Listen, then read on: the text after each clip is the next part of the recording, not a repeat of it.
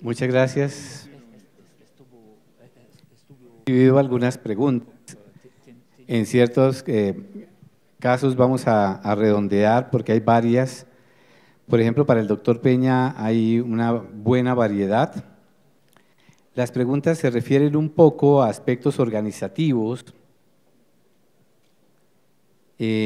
sobre la auditoría. ¿Cómo se hace, doctor Peña, la auditoría en el programa Supérate? ¿Y cómo se pueden explicar las variaciones en los cubrimientos, en las coberturas y en los presupuestos? Y una segunda dimensión de las preguntas es el papel de los entes encargados que ayudaban, por ejemplo, las ligas en el proceso. ¿Cómo está esa relación con las ligas y con los entes deportivos? Doctor Peña. Bueno, yo esperaría que al estar acá unos expertos internacionales, las preguntas fueran dirigidos a ellos, porque realmente el objeto del Congreso es precisamente pues no entrar en explicar cómo funcionan las cosas, sino por qué funcionan las cosas. Sin embargo, contesto.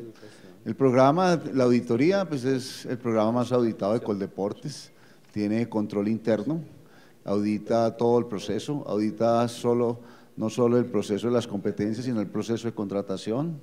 Se audita igualmente todo el proceso de los criterios para la asignación de los recursos a las regiones, y obviamente nosotros trabajamos con el sector del deporte asociado. A nivel nacional nosotros todas las competencias las manejan las federaciones deportivas, o sea, hacemos unos contratos donde las federaciones deportivas se encargan de operar cada deporte, y obviamente lo hacemos como para que sirva un modelo para las regiones. Sin embargo, como dijimos, Colombia es un país desigual por regiones. Hay regiones donde la relación del instituto departamental funciona muy bien con las ligas, y hay regiones donde no funciona bien, y ahí encontramos las dificultades y le damos la autonomía a ellos, porque a ellos les toca la obligación de organizar sus competencias. Entonces yo creo que esa es la manera de también ir creando en su propia comunidad la responsabilidad. La responsabilidad no es de Coldeportes en términos de que si en un municipio no funcionan bien las competencias, pues tienen ellos que asumir la responsabilidad. Por supuesto, nosotros le hacemos auditoría a todo el proceso, porque nosotros cofinanciamos a través de los departamentos gran parte de esa realización, pero obviamente es como nosotros instamos a que los municipios y las comunidades maduren en términos del proyecto. Muchas gracias, doctor Peña. Bien, para el doctor Roberto Rodríguez, hemos recibido unas preguntas. La primera, ¿cómo está relacionado el Ministerio de Educación con el Ministerio de Deporte en el tema de deporte formativo, detección de talentos y educación física? Bem, eu preciso deixar claro que essa resposta é uma opinião pessoal. Ela pode ter divergências de pensamento, certamente há, né? Na minha maneira de entender, não há uma relação entre os dois ministérios, do esporte e da educação. Particularmente, eu penso que isso é um problema que nós temos no Brasil, né? Essa pouca relação entre os dois ministérios que tratam do mesmo objeto, né? Mas, como eu estou dizendo, é uma opinião muito pessoal, pode haver divergências, né? Quem está tentando, né, mediar essa relação, aparece a figura institucional dos comitês, né? Eu falaria, no caso, o Comitê Olímpico Brasileiro tem tratado com muita preocupação desse assunto que foi colocado, que é a identificação de talentos, né?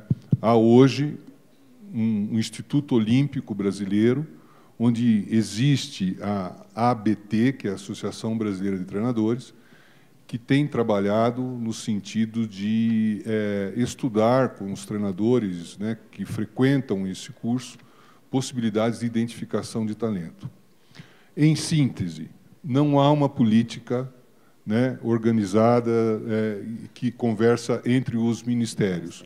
Existe muito no Brasil hoje situações isoladas, onde surgem talentos e tal, né, não há uma política.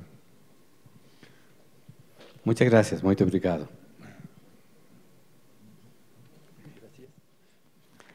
Muy bien. Para el doctor Gleis tenemos dos preguntas. Una que tiene que ver con si puede ampliar el concepto de pedagogía del proyecto.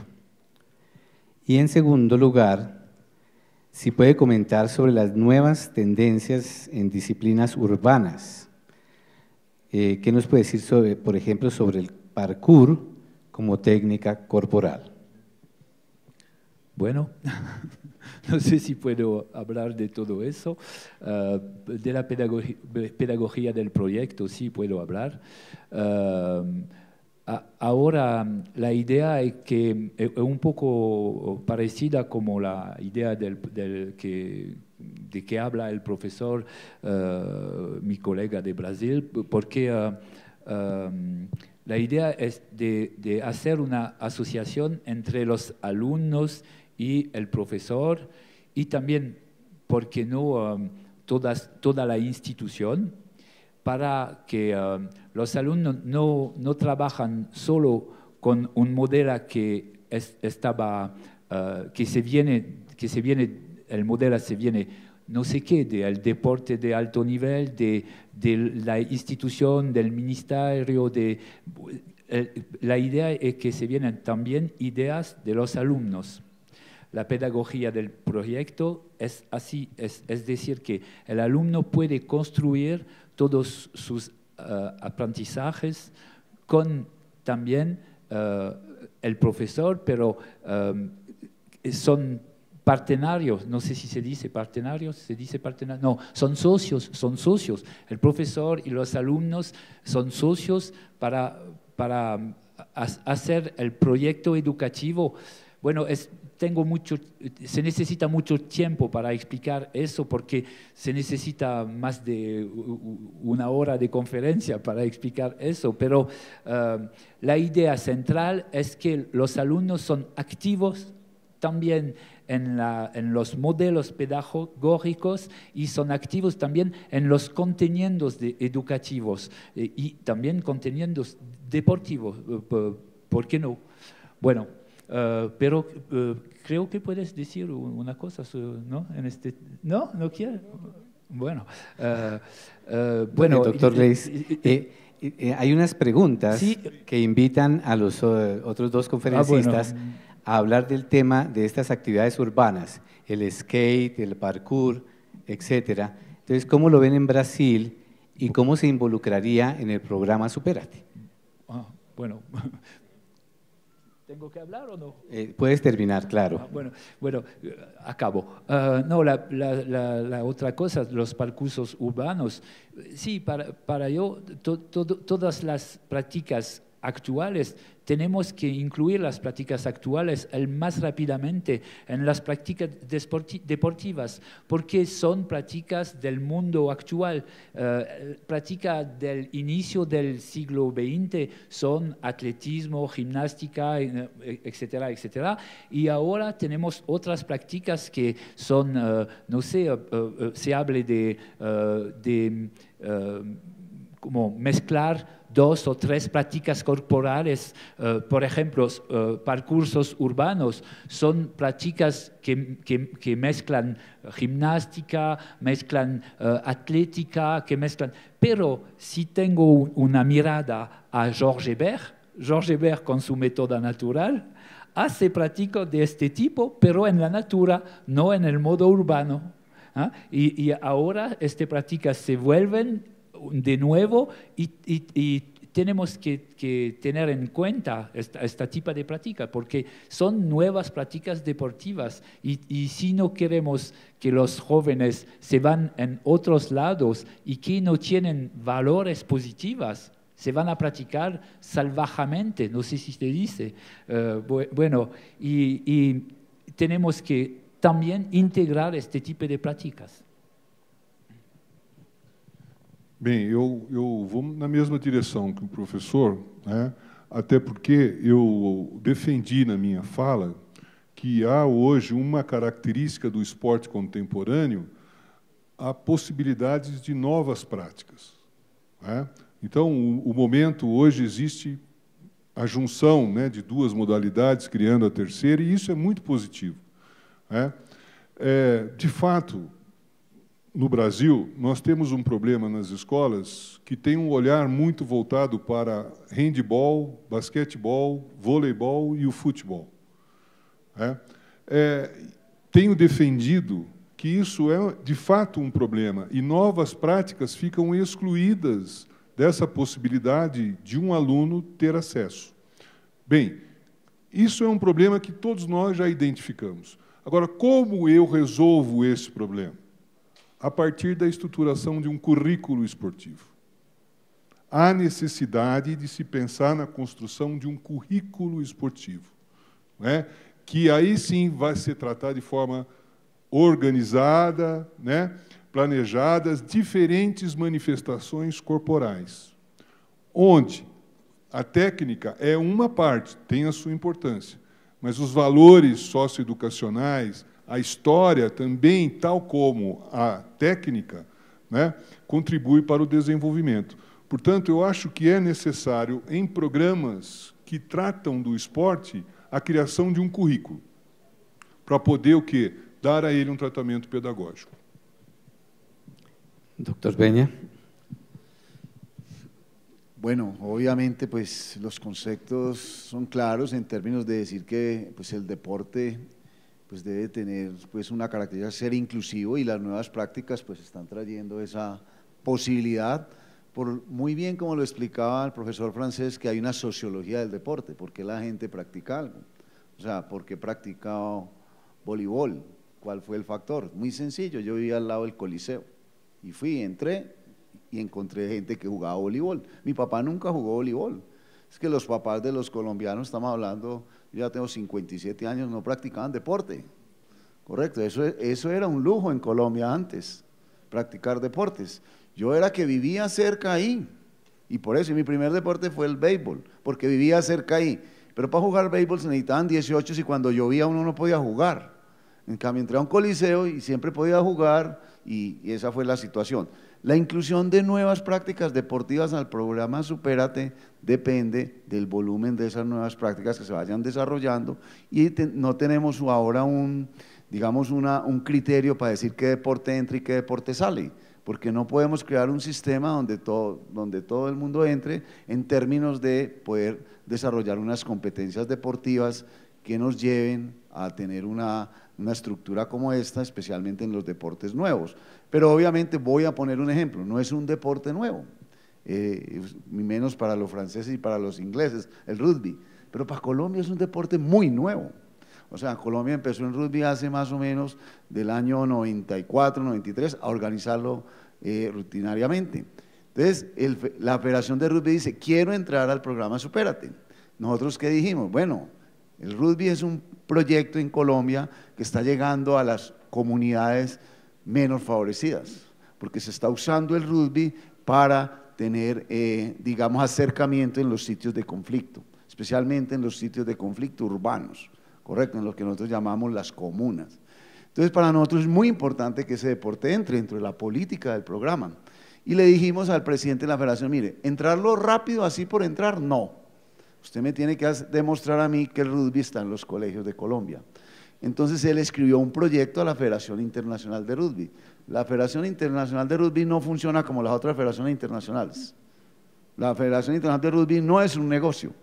La Federación Internacional de Rugby funciona para desarrollar el rugby del mundo. El que entendió, pero hay otras que no funcionan así. Correcto. Entonces la Federación Internacional de Rugby le dio unos recursos a la Federación Colombiana. Nombraron una serie de profesores y fueron a 29 departamentos de Colombia e hicieron un trabajo de la promoción del rugby en los colegios y lograron traer un proyecto y decirle a Coldeportes, mire, yo ya hice esto todo el año. Entonces le dije, bueno, abramos las inscripciones.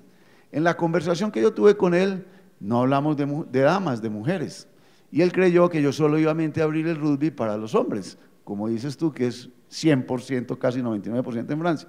Nosotros abrimos la inscripción de rugby para todos. Por supuesto, él hizo un trabajo. Y obviamente los colegios que él trabajó se inscribieron. Pero después me llama y me dice, no, las mujeres no. Y le dije, no, yo no tengo deportes unisexos de grupos en el programa Supérate. Se inscribieron 4.000 jóvenes, de los cuales se inscribieron casi 1.000 damas, 1.000 niñas. Entonces, así funciona la posibilidad de ingresar a Supérate. Hay que hacer un trabajo previo y ahí no abrir la inscripción por abrirla, sino hacer un trabajo previo y efectivamente crear un movimiento social con ese deporte.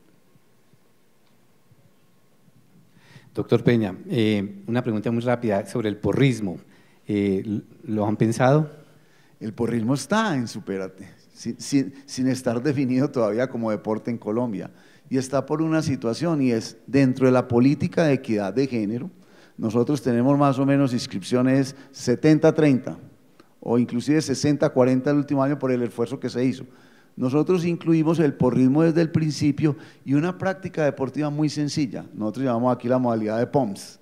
O sea, es sencilla, no necesita unas prácticas repetitivas, especializadas, sino POMS. Ni queremos es que los grupos de niñas que no les gusta otro deporte pudieran hacer las cheerleader y participar. Participan más o menos 7.000 niñas. ¿Y cómo hacen para participar esas niñas? Con unos elementos muy básicos, van compitiendo y van llegando. Realmente cuando la gente va a las competencias de porrismo de Supérate, la gente dice, no, casi que no hacen la Y griega, no nos importa la Y griega, nos importa es que lleguen ahí y efectivamente esas niñas lleven un mensaje de que hay oportunidades para ellas también. Entonces yo creo que ha sido muy importante el porrismo en Colombia por parte de Coldeportes se trató de congregar a la gente que lo maneja, hacer la federación y en ese paso van, pero Supérate va más allá. Y todo nació porque creo que fue en Reino Unido, donde en ese proyecto de deporte escolar de largo, creo que fue en Escocia, si no me recuerda, donde hicieron una investigación y vieron que a pesar de que había todo el dinero, todo el proyecto y todos los procesos, las niñas no entraban y hicieron una investigación y hubo muchas niñas que demostraron que no veían en los deportes, no veían esa posibilidad porque a esa no les gusta mucho el sudor o no les gusta pues la fuerza o no les gusta la confrontación y ellos empezaron con el cheerleader. Nosotros copiamos de ahí esa idea y vamos en 7.000 niñas que no iban a participar en nada. Muchas gracias, doctor Peña. Una última pregunta, doctor Rodríguez. ¿Pudiera usted conversar algo sobre la sociomotricidad en su país? Sobre la psicomotricidad, la pedagogía y la metodología que se maneja en su país sobre la psicomotricidad. Então, tal como o professor bem utilizou na sua fala, o Brasil é um país muito diferente, é um continente, é um país, e há diferenças. E, ao falar isso, eu justifico a ausência, por exemplo, de uma política, se há motricidade humana ou se há psicomotricidade, há diferentes correntes. Particularmente, eu sou uma pessoa muito otimista. E vejo isso como algo positivo, essas diferentes correntes, por uma razão muito simples. Não existe o dono da verdade. A nossa formação, ela se dá por diferentes discursos. Portanto, conhecer diferentes possibilidades, seja da psicomotricidade, da motricidade humana, do desenvolvimentismo, de teorias, das mais diferentes teorias, elas são importantes num processo. Num país com dimensões gigantescas, há correntes diferentes, e onde o regionalismo também é muito importante, inclusive nas práticas esportivas. Há lugares, por exemplo, que há muito mar, portanto, as práticas nos mares são mais relevantes do que em locais, por exemplo, onde não existe o mar. Então, eu queria dizer o seguinte, no Brasil, na minha opinião, depois tem um colega brasileiro também que vai falar, na minha opinião, não existe uma tendência só, uma única tendência. Há diversas possibilidades e vejo isso como uma possibilidade importante, porque todas podem contribuir, mais uma vez, repito, porque a nossa formação ela se dá por diferentes falas, por diferentes discursos. Muchas gracias a los tres conferencistas. Damos por terminada entonces la fase de preguntas y respuestas. Un aplauso para ellos.